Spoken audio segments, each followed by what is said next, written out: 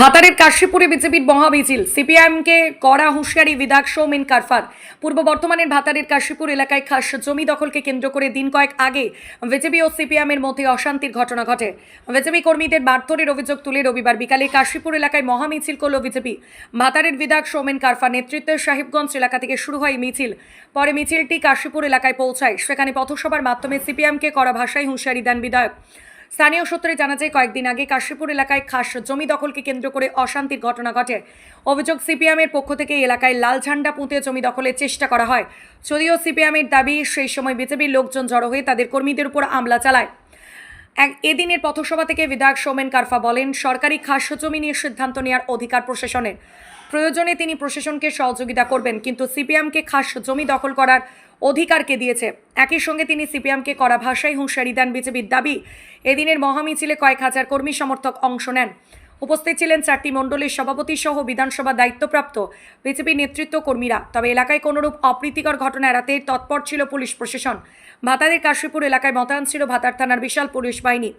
পূর্ব বর্ধমানের ভাতার থেকে শেখ মিলনের রিপোর্ট, ক্রাইম প্রেস।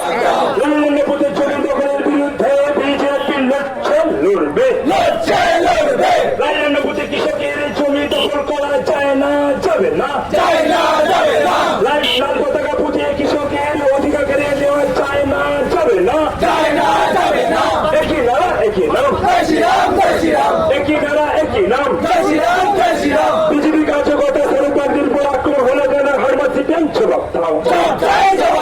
বিজেপি কার্যকর্তা সরকারদের উপর আক্রমণ হলো কেন সিপিএম তুমি জবাব দাও। ভাতারের কাশীপুরে নিরীহ কৃষকদের উপর আক্রমণ হলো কেন সিপিএম তুমি জবাব দাও।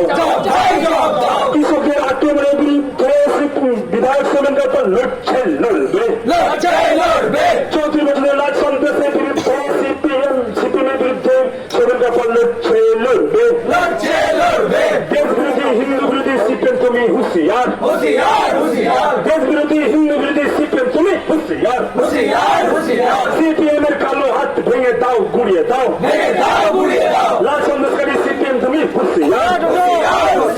রাজেন্দ্র বুথে জমি দখল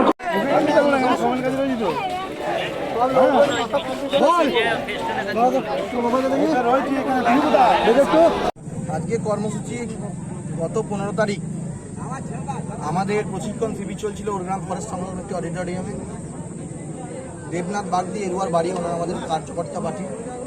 উনি এই রাস্তা দিয়ে দেবপুর হয়ে এদিকে কাশীপুর হয়ে উনি আসছিলেন প্রশিক্ষণ শিবিরে। ওনার দোষ, সেই সময় সিপিএম জমি দখল করছিল।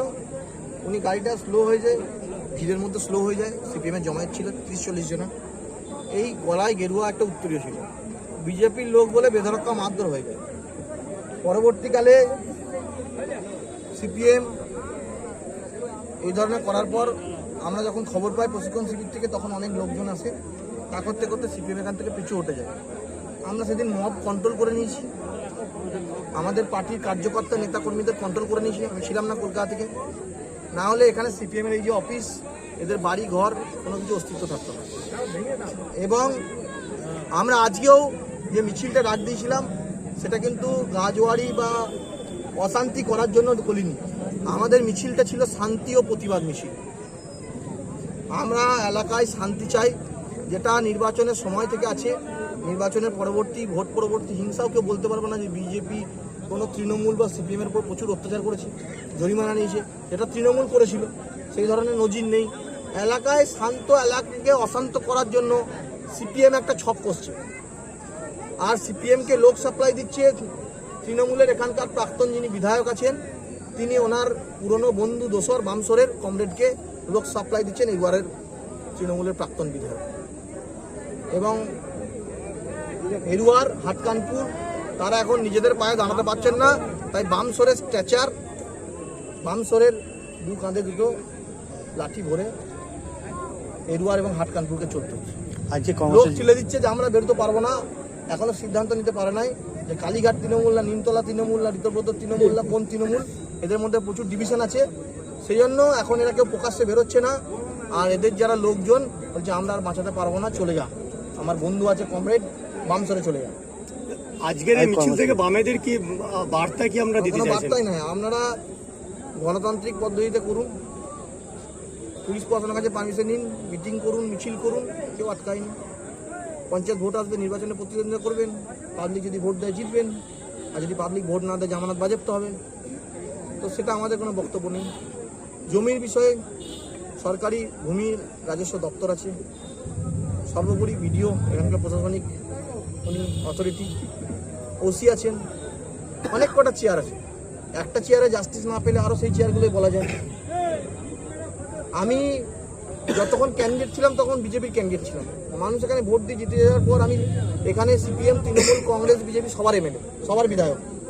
আমার কাছে আসতে পারতেন যে দেখুন এই পাট্টা আছে, আমরা দখল পাচ্ছি না, আমি তাদের ব্যবস্থা করে দিতাম।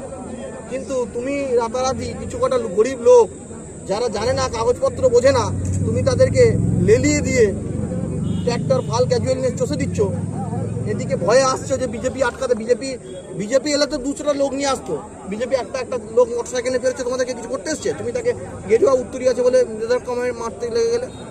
এখানকার যে সিপিএমের নেতারা আছে, এই এলাকায় যদি কোনো ইন্ডাস্ট্রির লোক, এখানে অনেক স্মল ইন্ডাস্ট্রি আছে, তারা যদি জমি দেখতে আসে তাদেরকে থ্রেট করছে যে এখানে ইন্ডাস্ট্রি করা যাবে না, আমরা সব আদিবাসীদের নিয়ে জমি চাষ করবো। এরা কোনো রকম প্রোগ্রেসিভ ভালো কাজকর্ম, এখানে যদি কোনো ইন্ডাস্ট্রি হয়, এখানে যদি কর্মসংস্থান হয়, এখানকার গরিব আদিবাসী ট্রাইবেল পিছিয়ে পড়া কলোনির লোক আছে, উদ্বাস্তু লোক আছে, গ্রামের গরিব খেটে খাওয়া লোক আছে, আদিবাসী লোক আছে, তারা যদি এখানে কোনো ইন্ডাস্ট্রি হয়ে কাজকর্ম পায়, কলকারখানা হয়, সেখানেও এদের কাজ আলা আছে। কারণ রোজগার পেয়ে গেলে এরা পড়াশোনা শিখবে, ভালো জীবনযাত্রার মান পাল্টে